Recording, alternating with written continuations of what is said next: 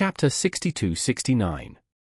Nate was shocked by Jimmy's words and broke into a cold sweat. He also understood the interests involved in the matter instantly. He cursed in his heart. No wonder Jimmy signed the 10-year agreement so readily. It turns out that he was trapping me. He was furious and stared at Jimmy with murderous eyes, gnashing his teeth and questioning. Jimmy, what good will it do you? If it affects the performance and profits of the law firm, your own income will also be greatly affected. Are you willing to cut off one of your arms in exchange for one of my legs? Jimmy smiled slightly and asked him back. We signed a basic salary agreement, regardless of the income of the law firm. You have to pay me a fixed amount of $14 million every year. So no matter how much or how little you make in the future, my share of the money is constant. In this case, of course, I will not let you have it too easy.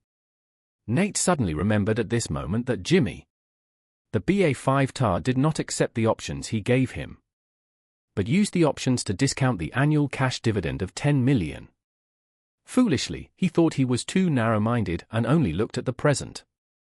But now it seems that this guy has already made perfect preparations. Nate stared at Jimmy with hatred and threatened. Jimmy, I will not pursue all the things you just said. But I warn you, don't continue to oppose me, and don't continue to reveal more secrets. Otherwise I will never let you go. Nate knew very well that he was fooled by Jimmy yesterday, and sent him all the evidence he had on other people. And Jimmy just said one of them. If he chose to tell all of them, then these people would turn against him and regard him as the biggest enemy. Therefore, the top priority now is to control Jimmy's mouth, and not let him expand the negative impact no matter what. At this time, Steve on the side looked at Nate and asked coldly, If I heard correctly, were you threatening my friend just now? Ah? Your friend? Nate was stunned at first, then hurriedly said, Mr. Rothschild, you don't know the hidden story. It is obviously him who set me up. I just signed a 10-year agreement with him before I came, 10 years. Steve said lightly, How could I not know what the hidden story is? Didn't you deliberately find someone to create opportunities for Jimmy and other senior partners to make mistakes, and then seize their handle to threaten them? Since you play so dirty yourself, you can't blame others for being ruthless to you.